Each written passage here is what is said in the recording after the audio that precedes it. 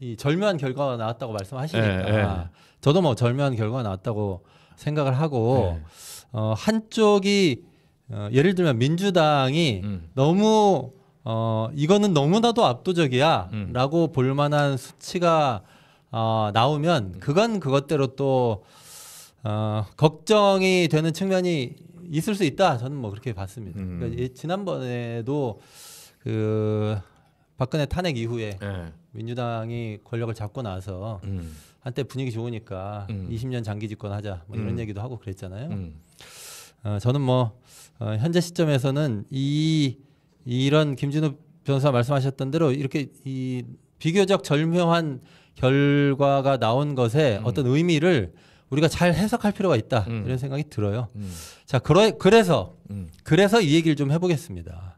방금 말씀드렸던 것처럼 이재명 후보가 과반을 아슬아슬하게 못 넘었어요.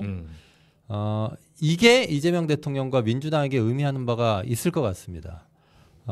그리고 국민의힘은 이걸 또 자기 나름대로 막 해석하겠죠. 그래서 이번 선거 결과가 각 후보들과 이제 후보 아니지만 다들 각 후보들과 각 당에게 미치는 영향 요걸 좀 따져볼 텐데 아마도 할 얘기는 일단 국민의힘이 많지 않겠어요? 그렇지 않습니까?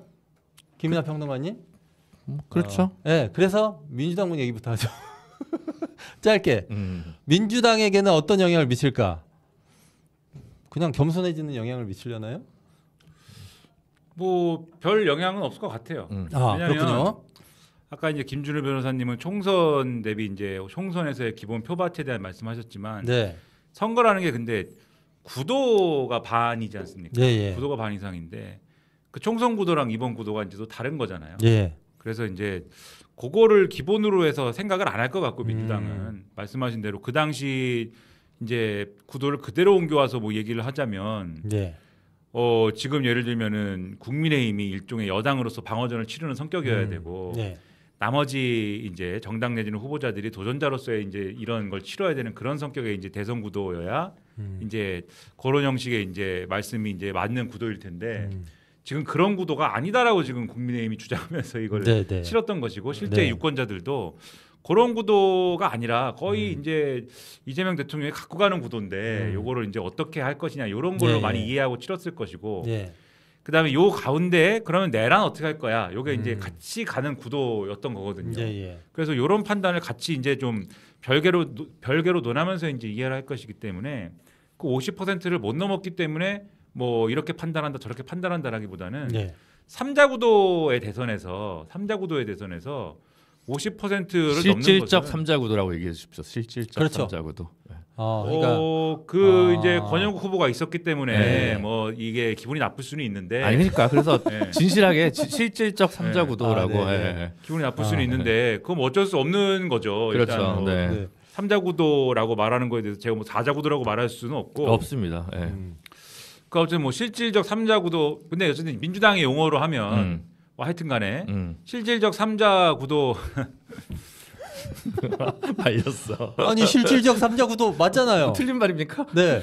실질적 삼자 구도 우는 거예요? 그래서 그 이제 50%를 넘는 것은 역대 대선에서 없는 일이고 양자 구도 거의 완전한 양자 구도에서도 그것도 박근혜라는 사실상에 특히 써서 이제 51.6%한 거잖아요. 그렇죠.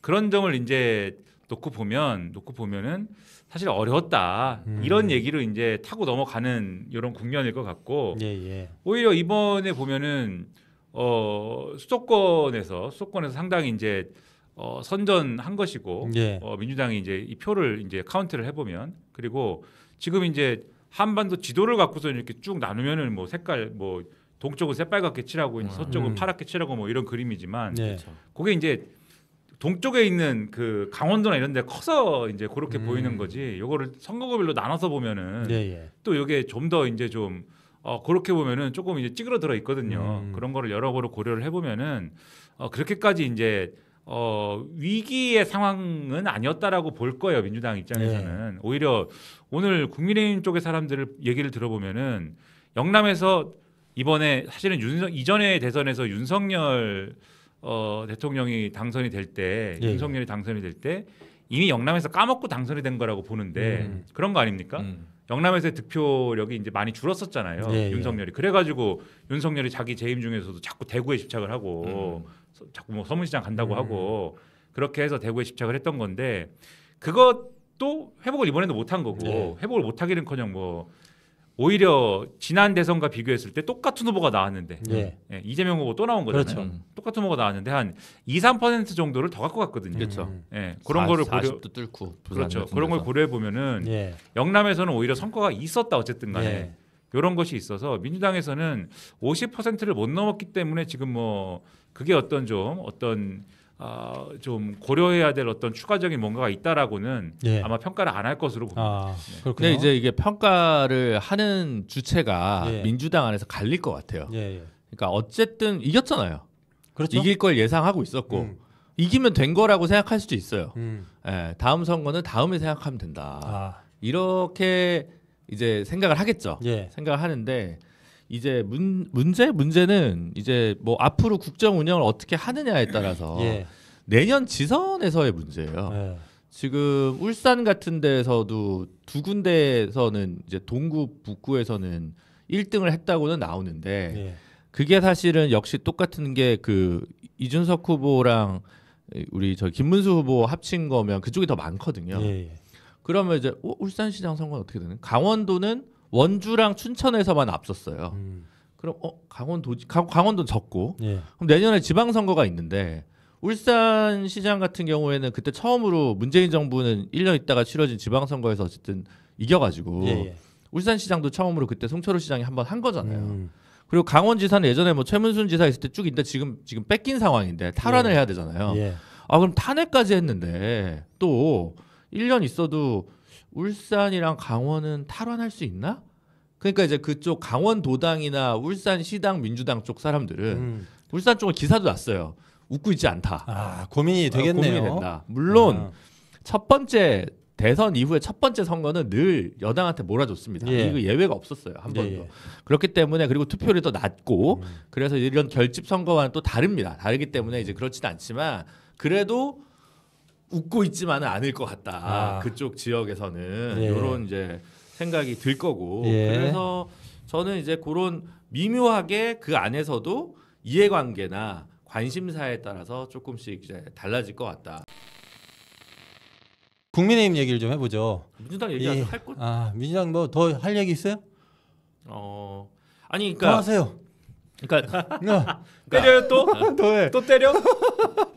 아니 아. 뭐 민주당이 뭐 이제 그러니까 이길 선거였고 예. 지기 어려운 선거였잖아요. 그러니까 그렇죠. 뭐 아무리 해도 그 이제 뭐라고 할까? 그러니까 예전에 있던 그 뭐 문국현 후보보다는 높고 누구를 안철수 후보랑 예. 이제 이준석 후보는 출발선이 다르잖아요. 예. 저쪽은 완전 보수 박근혜 키즈에서 온 거기 때문에 자기가 제3지대라고 아무리 표방을 하려고 해도 그건 잘 표방이 어렵고 예. 예. 그러다 보니까 이제 어쨌든 확장성엔 당연히 한계가 있는 3위 후보였는데 3위 후보였는데 그럼에도 불구하고 이게 어쨌든 3자 구도였기 때문에 이준석 후보가 아무리 치고 올라와도 그냥 뭐 결론은 정해져 있었던 거라서 특별한 선거 전략이 필요하진 않았습니다. 예. 가만히 있자. 그래도 시계는 간다. 뭐 이런 선거 전략이긴 했는데 민주당이 제가 봤을 때는 예. 그러다 보니까 너무 아젠다 설정 능력이 전혀 없었던 선거긴 해요. 예. 그러니까 뭐 중간에 괜히 어설픈 사법개혁안 나왔다가 또 이제 중도에서 약간 의구심을 예, 그렇죠. 표명하기도 하고 그리고 이제 뭐 아들 문제도 어쨌든 이슈는 이슈였던 거고 유시민 작가의 얘기도 이슈는 이슈였던 거고 예. 그럼 이슈가 이슈로 덮이는 게 선거판인데 정치판 여의도 정치판인데 그 본인들이 뭔가를 제기해가지고 저쪽 이슈를 덮은 게 글쎄 리박스쿨 정도만 있었던 것 같고 나머지 특별히 생각나는 게 없거든요. 아, 그렇군요. 그러니까 사실은 한 1, 2% 더 먹었어야 돼요. 예. 이건 선거에서의 무능이 기인한 거다. 저는 아. 그거를 애써 부인할 수는 없다. 네. 근데 그렇게 해서 뭐 3, 4%가 더 떨어졌다 한들 예. 뭐 결과가 달랐겠느냐. 그런 건 아니었죠. 애시당초 3자 구도였으니까. 이거 뭐 두 분의 이번 선거에서 민주당 득표율에 대한 평가가 살짝 다르긴 한데요. 예. 뭐 그렇구나. 제가 이렇게 그쵸? 알아듣겠습니다. 그러니까 열낼 이유가 없는 게 크게 결론이 달라지지 않았을 거기 때문에 복귀할 부분이 없고 제가 이제 강원도나 울산 얘기한 거는 내년 지방선거 바라보면서 요거는 조금 포인트가 되지 않냐라는 정도죠. 이게 사실은 뭐 민주당이 왜 이 정도 얻었느냐에 대해서만 따지고 얘기를 하기 시작하면 그것도 뭐 할 얘기가 많긴 한데요. 그리고 그 이재명 후보가 후보 시절 대통령이 후보 시절에 중도 보수 선언도 했었잖아요. 오른쪽으로 막 갔어. 네. 그것 때문에 얻은 득표는 얼마일까? 이러면 계산 안 되잖아요. 잘 모르겠어요. 네, 잘 모르겠잖아요. 잘 모르겠어요. 네, 김민하 평론가는 뭐 알 수도 있지만 저랑 김준선 변호사는 잘 모르겠단 말이에요. 근데 어쨌든 결과는 이렇습니다. 결과는 이렇고 앞으로 이제 국정 운영을 통해서 대통령이 오늘 취임 선언 예, 거기 이제 국민께 드리는 글 그건 뭐 거기서 이제 뭐 그 얘기 이제 나중에 할 건데 예. 어쨌든 이후에 국정 운영을 통해서 국민들 얼마나 더 이제 뭐 지지를 끌어내느냐 뭐 이런 문제겠죠. 네. 국민의힘 얘기를 좀 이제 해봐야 될 것 같습니다. 근데 그 중도 보수 선언가에서 제가 어제 뭐 다른 라디오에서 잠깐 얘기했던 건데 여기서 이제 기록 차원에서 한 번만 더 짚자면 2014년 지방선거까지 치르고 나서 민주당이 이 뭐 진보 진영이나 이런 의제 가지고 선거하는데 또 한계를 느끼고 중도화를 그때 꾀합니다. 그때 문재인 대표가 우리 당은 진보 정당이 아니고 중도 정당이다라고 얘기를 했었거든요. 그러면서 그 당시에 결국 어떻게 됩니까? 그 김종인 비대위원장을 데리고 옵니다. 자기가 이선 후퇴를 하고 그러고 나서 김종인 그 당시에 정의당에서는 전국적 선거 단일화를 하자고 얘기를 했는데 김종인 위원장이 그걸 거절해요. 그렇군요. 네, 그런 일이 있었어요. 2016년 총선에. 그러니까 김종인이 비대위원장, 그러니까 뭐 선대위원장이 하고 있고 중도 선언을 하니까 뭐가 이게 앞뒤가 맞잖아요.